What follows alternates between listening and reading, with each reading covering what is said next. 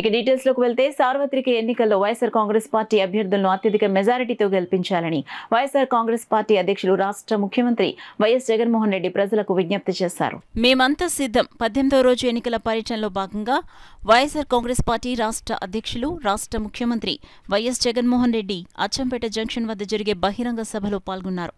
ర్యాంపుపై నడుస్తూ ప్రజలకు అభివాదం చేశారు.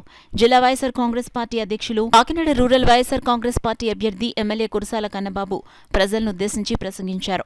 అనంతరం వైఎస్ఆర్ కాంగ్రెస్ పార్టీ రాష్ట్ర అధ్యక్షులు రాష్ట్ర ముఖ్యమంత్రి వైఎస్ జగన్మోహన్ రెడ్డి మాట్లాడుతూ తమ హయాంలో పార్టీలకు అతీతంగా అందరికీ సంక్షేమ ఫలాలు అందించడం జరిగిందన్నారు.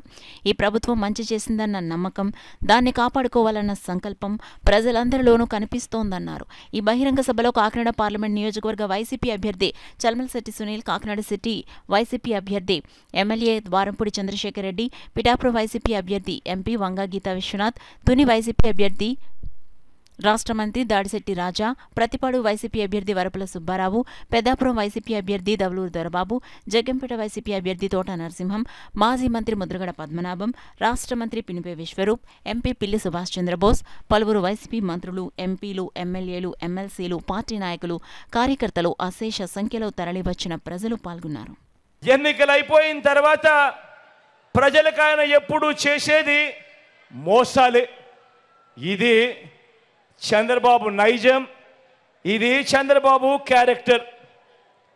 మన బాబు ఎందుకింత దిగజారాడు, ఎందుకిన్ని కుట్రలు చేస్తూ ఉన్నాడు, ఎందుకింత కుతంత్రాలు చేస్తూ ఉన్నాడు, ఎందుకిన్ని మోసాలు చేస్తూ ఉన్నాడు, ఎందుకిన్ని అబద్ధాలు చెప్తా ఉన్నాడు, ఎందుకు ఇన్ని పొత్తులు పెట్టుకుంటా ఉన్నాడు, వీటి అన్నింటితో కూటమి కడతా ఉన్నది ఎందుకు అని ప్రతి ఇంటా కూడా ప్రతి ఒక్కరూ కూడా ఆలోచన చేయమని కోరుతా ఉన్నా. కారణం ఏమిటో తెలుసా?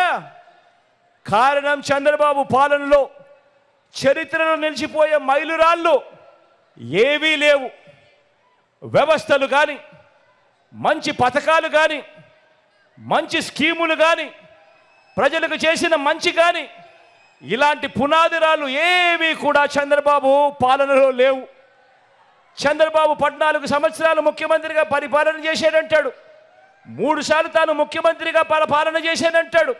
కానీ తన పేరు చెబితే ఒక్కటంటే ఒక్కటైనా కూడా తన పేరు చెబితే ఒక్కటంటే ఒక్కటైనా కూడా మంచి గుర్తుకొస్తుందా అని అడుగుతా ఉన్నా మిమ్మల్ని అందరినీ కూడా నేను.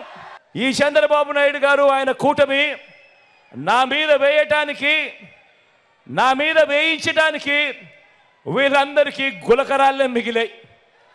ఈ చంద్రబాబుకు, ఈ చంద్రబాబు కూటమికి మన 58 నెలల పాలనలో గతంలో ఎప్పుడూ జరగని విధంగా అలాంటి మైలురాళ్ళు, అలాంటి పునాదురాళ్ళు మనం వేసినది చరిత్రలో ఎప్పటికీ కూడా నిలిచిపోయే విప్లవాలుగా ఎప్పటికీ కూడా కనిపిస్తూ ఉంటాయి. కాబట్టే మన జెండా తలెత్తుకొని ఎగురుతా ఉంది, అక్కడే కనిపిస్తా ఎగురుతా ఉంది. రాబోయే మీ 5 సంవత్సరాల భవిష్యత్తును నిర్ణయిస్తుంది. కాబట్టి ప్రతి ఇంటా కూడా చర్చించుకునే అవకాశం రావాలి, ప్రతి ఇంట్లో కూడా చర్చ జరగాలి. ఫ్యానుకు 2 ఓట్లు వేస్తేనే ఇంటింటి అభివృద్ధి అని ప్రతి ఒక్కరిని కూడా స్టార్ క్యాంపెయినర్లుగా బయటికి రావాలి అని మీరందరూ కూడా ప్రతి ఇంటికి వెళ్ళి చెప్పాలి. బాబు చరిత్రను కూడా వివరించాలి. బాబు చరిత్రను, ఆ కూటమి చరిత్రను, వారంతా కూడా గతంలో ఏం చేశారు అన్నది కూడా ప్రతి ఇంట్లో కూడా చెప్పాలి. గతం గుర్తుందా?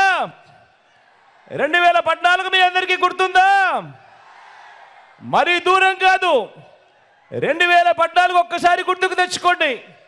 2014లో గతంలో చంద్రబాబు ఇదే కూటమిగా ఏర్పడి బాబు సంతకంతో ముఖ్యమైన హామీలు అని అంటూ ఇదే 3 ఫోటోలతో ఇంటింటికి పంపించిన పాంఫ్లెట్ ఇది. ఈ పాంఫ్లెట్ గుర్తుందా? గుర్తుందా అక్క? గుర్తుందా ఈ పాంఫ్లెట్? చెల్లెమ్మ గుర్తుందా ఈ పాంఫ్లెట్? అన్న గుర్తుందా ఈ పాంఫ్లెట్?